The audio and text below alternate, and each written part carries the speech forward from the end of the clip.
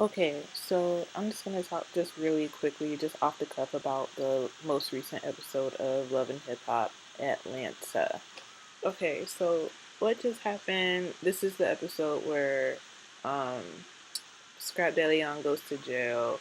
We find out that Jocelyn has been lying about the whole Stevie having a baby mom, well, several different baby mothers out there. Also, Scrap confronts Betty Idol about the whole transgender situation, things along that nature. So if you watch the episodes, you'll know what I'm referring to. Okay, so firstly, how I feel about Scrap De Leon going to jail. Okay, so we all know that it's kind of just bullcrap that he's going to jail over marijuana. However, the quantity that he had definitely implies that he was intending to distribute. And considering that he knew that he was on probation, he knows that he has family, a son to take care of, things of this, nature. He he kind of knew what he was getting into, so you can't. It's like, it's just weed, so it shouldn't be that much of a penalty. However, you also knew your circumstances, so it's sucky. The whole situation is kind of sucky. Nextly, with what was the next thing? We find out that Jocelyn has been lying the whole time about the whole baby mama drama situation. Jocelyn scares me. She just really scares me because I know like I watched a lot of other people blog about that whole situation, and they didn't really seem to buy it. But to me, I'm just gonna be honest. Maybe I just trust people too much, but she came off really sincere to me. She was like, another baby, like when she did that, like I really felt her pain.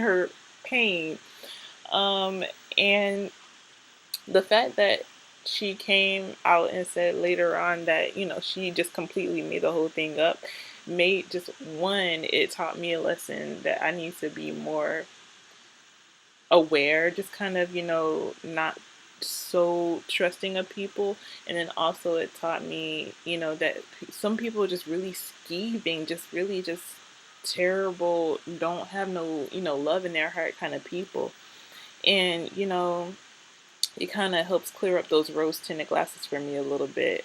Even though at the end of the day, I know all of this is fake. It's not really true. So I'm just trying to act as if this is real life. But we all know this is all fake.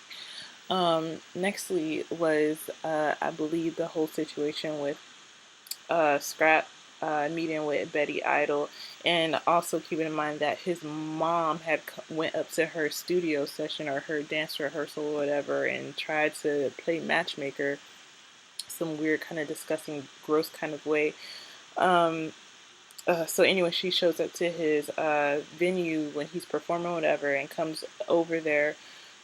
And forgive me, I can't remember the young lady's name right now. I didn't write anything down. Well, the transgender woman that she's best friends with, um, and as per usual, she is very just like, well, it's my way or the highway. However, well, no, let me take it back. Maybe she wasn't as usual. She usually is very my way or the highway, but in this instance, it seemed as if she was trying to hear Scrappy out. But in the confessional, she was like, no, actually, I didn't really respect his opinion. I'm just respectful that he has one in the first place." Okay. Um, really, my view on the whole thing is, I understand what Scrap was saying. He was saying that he doesn't appreciate people who fake the funk, who will transgender men and women who will put themselves in a situation where they're dealing with straight men or men who identify as straight, and then they just don't make things clear. They don't make things plain.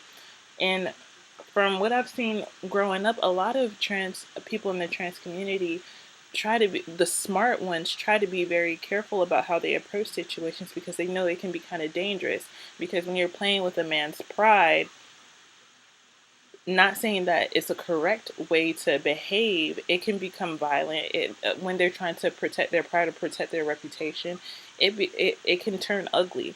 So, and what I believe Scrap was trying to say is that, they should not fake. They should make it clear, who or what they are. But it's touch and go. It just kind of depends on the situation, I believe. What was the last thing? I think that was the last thing. Um, oh wait. Also, just the whole situation with I guess oh goodness, this is so bad. Stevie J and his the main baby mother that's on there. Oh my god, this is so bad. This is so unprofessional. But like I said, I'm coming off the cuff with this. Um, she needs to stop letting him sleep in her house. Mimi needs to stop letting Stevie J sleep in his house, because it's very obvious that he's still trying to play around and play games. And if she is really honestly intent on moving along with her life, which I don't think she is, she needs to stop letting him play games with her, because I don't believe that Mimi is strong willed enough to fight off his advances. Uh, they're eventually going to end up sleeping together. All in all, to round and sum all this up, um, Jocelyn is a snake. She is a snake. Uh, just a snake. A snake. I really, that really made me, because I've always been the type of person that kind of rooted for Jocelyn, in a sense. I don't know, she's kind of always the underdog to me. But I just don't like this side of her. I don't really like that whole thing about her playing on people's emotions. But hurt people, and Jocelyn is hurt, and she needs some love, and, I guess Jesus. I don't know. But thank you for listening to me rant on, about nothing. And sorry for all the, not knowing people's names and whatnot. This is the first time, I just decided to get up in the middle. It's like 4 o'clock in the morning. I'm tired. I have a headache. All my disclaimers out there. Hope you enjoy.